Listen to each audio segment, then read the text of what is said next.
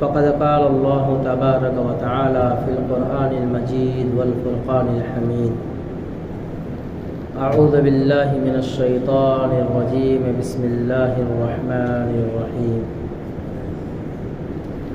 يا أيها الناس اتقوا ربكم إن زلزلة الساعة شيء عظيم. وقال الله تبارك وتعالى في مقام آخر: إذا زلزلت الأرض زلزالها وأخرجت الأرض أثقالها وقال الإنسان ما لها يومئذ تحدث أخبارها بأن ربك أوحى لها.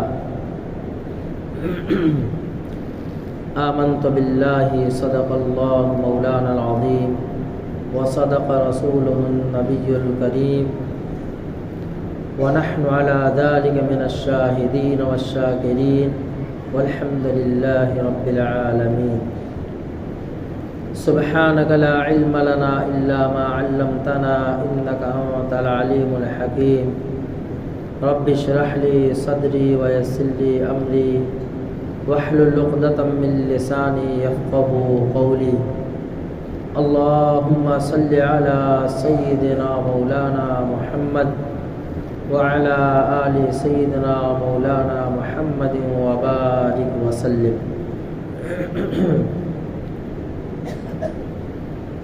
بزرگان محترم، عزیز ساتھیوں،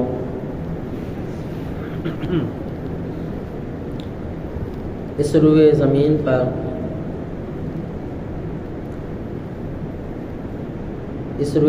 کو اللہ تبارک و تعالی نے اپنی قدرت کاملہ سے پیدا فرمایا ہے. یہ زمین، یہ آسمان، یہ چاند، سورج، ستارے، یہ دریا، یہ پہاڑ، یہ جنگلات، ساری کی ساری چیزیں اللہ کی مخلوق ہیں. اس روئے زمین پر بسنے والی تمام چیزیں اللہ کی مخلوق ہیں. خالق حقیقی، مالک حقیقی، احکم الحاکمین اللہ رب العزت کی ذات اقدس ہے. تمام چیزوں کو اللہ تبارک و تعالی نے اپنی کامل قدرت سے پیدا فرمایا ہے. زمین و آسمان، چاند، سورج، ستارے، تمام چیزیں اس بات کی دلیل ہے، اس بات کی مشاہد ہیں کہ اس کا بنانے والا کوئی ہے، اس کا پیدا کرنے والا کوئی ہے، اور وہ اللہ رب العزت کی ذات اقدس ہے. عزیز ساتھیوں، اس دنیا کے اندر جتنے بھی حالات اور مصائب اور پریشانیاں آتی ہیں، وہ سارے کے سارے ہمارے بلکہ مومن کے اعمال بد کا نتیجہ ہوا کرتی ہیں. جب روئے زمین پر اللہ تبارک و تعالیٰ کی طرف سے کوئی حادثات، کوئی حوادث پیش آتے ہیں تو اس پر غور و فکر کرنے والے دو طرح کے پیدا ہوتے ہیں. ایک تو وہ سائنٹسٹ ہوتے ہیں جو اس کا حوادثات کو اپنی سائنسی انداز میں ریسرچ کرتے ہیں اور اس کا نتیجہ ظاہری اسباب کو بتلاتے ہیں کہ زمین کے اوپر سے پہاڑ کو توڑ دیا گیا، یا زمین کے اندر سے اتنا زیادہ پانی نکال لیا گیا جس کی وجہ سے زمین کے اندر بھونچال آیا، بھوکمپ آیا. لیکن میرے عزیز ساتھیوں، حوادثات جو بھی آتے ہیں اس روئے زمین پر، اس دنیا میں، ہم مسلمانوں کا، ہم ایمان والوں کا یہ ایمان اور عقیدہ ہے کہ اس کو اگر ریسرچ کرنا ہے، اس کو اگر دیکھنا ہے تو قرآن اور حدیث کی روشنی میں دیکھنا ہے. کہ قرآن کریم کے اندر اللہ تبارک و تعالیٰ نے ان حوادثات کو یہ حوادثات کیوں آئے، زلزلہ کیوں آیا، قرآن نے ہمیں اس کا کیا سبق دیتا ہے اور اس سے ہمیں کیا عبرت حاصل کرنی چاہیے، اور زلزلے کیوں آتے ہیں، زلزلے کیوں آتے ہیں۔ تو آئیے ہم دیکھتے ہیں قرآن کریم کو جب ہم کھولیں گے تب ہمیں پتہ چلے گا کہ پچھلی قوموں کا تذکرہ اللہ رب العزت نے قرآن کریم کے اندر بیان کرنا ہے۔ قوم عاد ہے، قوم ثمود ہے، قوم صالح ہے، قوم شعیب ہے، قوم لوط ہے، جن کی بربادی اور جن کی ہلاکت اس وجہ سے ہوئی کہ جب وہ نافرمان ہو گئے۔ کسی بھی قوم کے اوپر، کسی بھی بستی میں، کسی بھی شہر میں، کسی بھی ملک میں جب حالات آتے ہیں تو وہ ہمارے اور آپ کے اعمال بد کا نتیجہ ہوا کرتے ہیں۔ کئی حالات آ گئے، ہم یہ نہ سمجھیں کہ وہ لوگ برے تھے، ان کے اندر برائیاں تھیں اس لیے ان کے اوپر حالات آئے۔ اللہ تبارک و تعالیٰ کا پہیہ ہمیشہ الٹا چلتا ہے۔ گناہ کوئی اور کرتا ہے، اللہ آزمائش میں کسی اور کو ڈالتا ہے۔ جرائم کوئی اور کرتا ہے، اللہ کی طرف سے پکڑ کسی اور کی ہوتی ہے۔ ہلاکت اور بربادی کے اسباب کوئی اور اختیار کرتا ہے اور اللہ تبارک تعالیٰ کی طرف سے ہلاکت اور بربادی کا سبب کسی اور ملک والے بنتے ہیں۔ یہ کائنات کا ایک نظام اللہ رب العزت نے چلایا ہے۔ یہ زلزلے جو آتے ہیں یہ قیامت کی ایک نشانی ہے،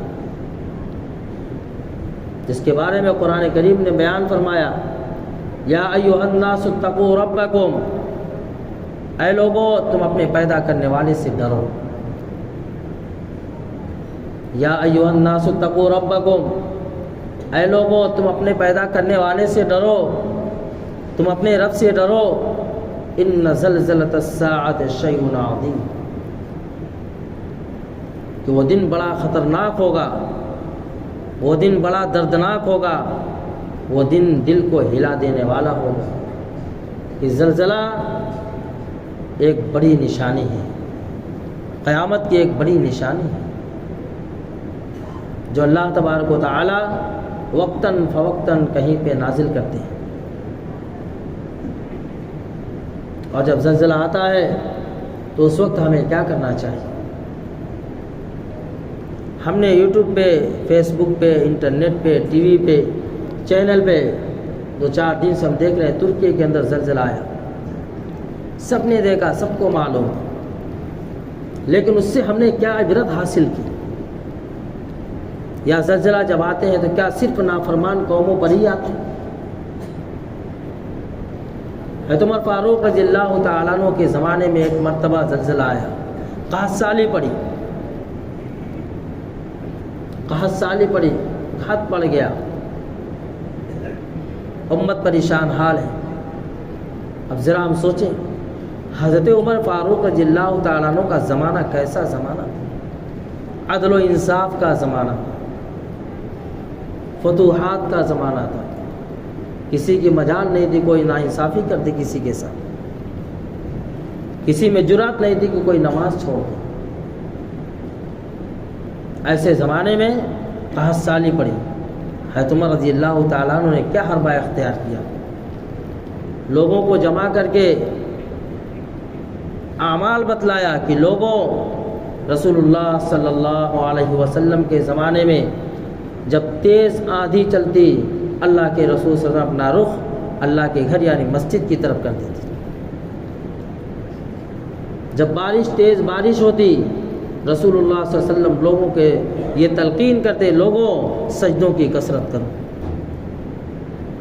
اللہ کے سامنے اپنے آپ کو جھکاؤ، اپنی پچھلی زندگی پہ توبہ استغفار کرو، جو تم نے اب تک گناہ کیا، گناہ کر کر کے، جرائم کر کر کے، اپنے محبوب رب کو راضی ناراض کیا ہے۔ آج وہ وقت آیا ہے کہ ہم اس خالق اور مالک کو یاد کریں، اس کے سامنے روئیں اور گر گرائیں، ندامت کے اور توبہ کے آنسو بہائیں۔ قوم عاد جس کے بارے میں اللہ تبارک تعالیٰ نے قرآن کریم میں فرمایا الحاقۃ ما الحاقۃ، وہ دل کو ہلا دینے والی چیز، وہ دل کو ہلا دینے والا وقت، کیا تمہیں معلوم ہے کہ وہ دل کو ہلا دینے والا وقت کون سا ہے؟ وما ادراک ما الحاقۃ، تمہیں معلوم بھی ہے؟ کذبت ثمود وعاد بالقارعہ، کہ قوم سمود نے جب رسول کی باتوں کو جھٹلایا، جب اللہ کی باتوں کو ٹھکرایا، جب نافرمانی پہ اڑے رہے، اللہ تبارک تعالیٰ کے عذاب نے اسے آ پکڑا۔ اسی طریقے سے قوم عاد کا تذکرہ، جب وہ قوم نافرمان ہوئی، اللہ سے روگردانی کرنے لگی، رسول کی باتوں سے منہ پھیرا، تو اللہ تبارک تعالیٰ نے ان کو تیز ہوا کے ذریعے سے ساری قوم کو تہس نہس کر دیا۔ آج میرے عزیز ساتھیوں، ہم اپنی زندگی پہ غور کریں۔ نبی علیہ الصلوۃ والسلام نے قیامت کے آثار جو بتلائے ہیں وہ ہو بہو ہمارے اوپر فٹ ہو رہے ہیں کہ جب قرب قیامت ہوگا تو اولاد کی اور پھر ماں اپنی مالکن کو جنے گی، یعنی ایسی اولاد پیدا ہوگی جو والدین کی باتوں، جو والدین کو حکومت کرے گی۔ ایسے حالات آئیں گے نااہل اور فاسق و فاجر کے ہاتھ میں حکومت کی باغ ڈور ہوگی۔ بیٹا دوست کی باتوں کا اقرار کرے گا، باپ کی باتوں کو ٹھکرائے گا۔ کھلے عام زنا کاری ہوگی۔ کیا آج ہمارے اس ملک، ہماری اس بستی میں نہیں ہوا؟ کھلے عام زنا کاری کا کیا مطلب؟ کھلے عام زنا کاری کا صرف یہ مطلب نہیں ہے کہ دو نامحرم ایک جگہ ننگے کھڑے ہو جائیں، بلکہ کھلے عام زنا کاری کا مطلب یہ بھی ہے کہ ہو گئے پردے میں لیکن دونوں نامحرم ہو گئے، جو بغل میں ایک دوسرے کے ہاتھ ڈال کر گھومتے پھر رہے ہیں۔ کیا زنا عام نہیں ہے؟ آج ہماری نوجوان نسل کا کیا حال ہے؟ فرمائیے آثار قیامت ہے تو اللہ تبارک تعالیٰ کی طرف سے روئے زمین پہ زلزلہ نہیں آئے گا تو پھر کیا ہے؟ حضرت موسیٰ علیہ نبینا علیہ الصلوۃ والسلام ایک مرتبہ راستے میں کہیں جا رہے تھے اور راستے میں پڑاؤ ڈالا آرام کرنے کے لیے۔ جب آرام کرنے کے لیے انہوں نے آنکھیں بند کی تو ایک چونٹی نے ان کو پریشان کیا، کاٹا، اور اس کی وجہ سے ان کی آنکھ کھل گئی۔ موسیٰ علیہ الصلوۃ والسلام جلالیت، ان کو غصہ آیا اور دیکھا کہ چونٹی کا ایک پورا ریوڑ ہے، اپنے پاؤں سے پوری چونٹی کے ریوڑ کو مسل دیا، رونق دیا۔ اور ایک مرتبہ اللہ تبارک تعالیٰ سے سوال کیا تھا، باری تعالیٰ جب آپ کسی بستی میں عذاب کے نازل کرنے کا حکم فرماتے ہیں تو اس بستی میں نیک لوگ بھی تو ہوا کرتے ہیں، تو اعمال بد اور نافرمان لوگوں کے ساتھ نیک لوگوں کو کیوں پیسا جاتا ہے؟ تو اللہ تبارک تعالیٰ نے اس وقت کہا تھا کہ اے موسیٰ وہ وقت آئے گا تو بتا دوں گا۔ چنانچہ جب یہ چونٹی والا معاملہ آیا، اللہ تبارک و تعالیٰ کی طرف سے آواز ہے کہ اے موسیٰ کیا میری پکڑ کا ذریعہ نیک لوگوں کے ساتھ جو ہوتا ہے تمہیں یاد آیا؟ تمہیں سمجھ میں آئی یہ بات کہ چونٹی نے تمہیں، ایک چونٹی نے کاٹی تھی، جب تم کو غصہ آیا تو تم نے تمام چونٹیوں کو اپنے پاؤں تلے روت دیا۔ ایسے جب کوئی ایک نافرمان ہوتا ہے، جب میں غصہ ہوتا ہوں، میری قہاری اور جباری غالب آتی ہے تو میں پوری بستی، پورے شہر کو تہس نہس کر دیتا ہوں۔ دوستوں، آج ہمارے مساجد ویران ہیں۔ فرمایا زلزلے کا سب سے اولین ذریعہ جو ہے وہ مساجد کا ویران ہو رہا ہے۔ اللہ کی پکڑ کا سب سے پہلا ذریعہ جو سبب بنتا ہے وہ سجدوں سے دوری کی وجہ سے بنتا ہے۔ اللہ کی ناراضگی کا سب سے پہلا ذریعہ جو ہوتا ہے وہ سجدوں سے دوری کا ہوتا ہے۔ جب کوئی قوم اللہ کے سامنے جھکنے سے اپنے آپ کو منہ پھیر لیتی ہے، اپنے آپ کو روک لیتی ہے، اللہ تبارک تعالیٰ کی طرف سے معاشی تنگی کا ذریعہ بن جاتی ہے۔ حالات اس کے اوپر آتے ہیں، مصائب آتے ہیں، پریشانیوں میں مبتلا ہو جاتی ہے وہ قوم۔ آج ہم نے نماز کو معمولی سمجھا، ہلکا سمجھا، کبھی تو 1-2 وقت پہ اکتفا کر لیتے، کبھی جمعہ پہ اکتفا کر لیتے ہیں۔ دوستو یہ وقت ہے اپنے آپ کو اللہ کے سامنے جھکانے کا، اسی کو اللہ تبارک تعالیٰ فَفِرُّوا إِلَى اللَّهِ، دوڑو اللہ کی طرف، یعنی گناہوں کو چھوڑو، نافرمانیوں کو چھوڑو، جھوٹ فساد کو چھوڑو، رشوت کو چھوڑو، چغلی غیبت کو چھوڑو، سود بیاج کو چھوڑو، اللہ کی طرف آؤ، اللہ کے احکامات کی طرف آؤ، رسول اللہ صلی اللہ علیہ وسلم کے طریقے کے اپنانے کی کوشش کرو۔ یہ کسی اور کی سازش نہیں ہے، یہ ہمارے اعمال بد کا نتیجہ ہے جو آج ہم اپنی آنکھوں کے سامنے دیکھ رہے ہیں۔ دوستوں ایک وقت آئے گا اس دنیا کے اوپر کہ جب نیک لوگ، مسلمان اور ایمان والے لوگ اللہ کے سامنے توبہ کے لیے ہاتھ اٹھائیں گے تو توبہ قبول نہیں کی جائے گی۔ دنیا کا رخ بدل چکا ہوگا، توبہ کے دروازے بند ہو چکے ہوں گے۔ ابھی بھی اللہ تبارک تعالیٰ نے توبہ کے دروازے کھولے رکھا ہے۔ ہاں وہ وقت آئے گا جب زمین ٹکڑے ٹکڑے ہو جائے گی، جب آسمان پھٹ جائے گا، اذا السماء انفطرت، جب تم دیکھو گے کہ آسمان پھٹ چکا ہے، واذا الکواکب انتثرت، اور سورج اور چاند ستارے بکھر چکے ہیں، وَإِذَا الْبِحَارُ فُجِّرَتْ، اور دیکھو کہ سمندر پوری طغیانی کے ساتھ، پوری تیزی کے ساتھ پورے ملک میں اس کے جو ہے پانی اس کا پھر رہا ہے اور سارے روئے زمین کو بہائے پھر رہا ہے۔ اللہ کی طاقت کے سامنے کسی کا کوئی مقابلہ نہیں کر سکتا۔ کتنی مشینیں ایسی بنائی گئی، کتنے ایسے آلات نکالے گئے کہ جب عذاب آئے گا تو اس کے ذریعے سے ہمیں خبر ہو جائے گی، لیکن کوئی مشین کام نہیں کر سکتی۔ اللہ کی طاقت سے بڑھ کر کسی کی طاقت نہیں ہے۔ ان اللہ علی کل شیء قدیر، اللہ ہر چیز پر قادر ہے۔ ساری چیزیں اللہ تبارک تعالیٰ کے قبضے قدرت میں ہے۔ اللہ چاہے پلک جھپکتے وقت ساری قوم کو بیک وقت تہس نہس کر دے، کوئی کچھ نہیں کر سکتا۔ جب چاہتا ہے اللہ صحت کو بیماری میں تبدیل کر دیتا ہے، جب چاہتا ہے اللہ جیتی جاتی زندگی پہ موت طاری ہو جاتی ہے کسی میں دم جو کسی کی موت کو روک سکے؟ صرف اور صرف اللہ تبارک تعالیٰ کے قبضے کو توڑ۔ موت و حیات اللہ کے ہاتھ میں ہے، عزت ذلت کا مالک اللہ ہے، امیری غریبی کا مالک اللہ ہے۔ کسی میں کچھ نہیں رکھا ہے، نہ تجارت کام آئے گی، نہ بزنس کام آئے گا، نہ حکومت کام آئے گی، کوئی چیز کسی کے کام نہیں آنے والی ہے سوائے اس کے جو اس کے اعمال ہیں۔ زمین سارے خزانے اگل دے گی کہ تم کیا کیا کرتے تھے زمین کے اوپر، اللہ کی زمین پر چل پھر گئے، تم نے کیسے کیسے جرائم کیے تھے۔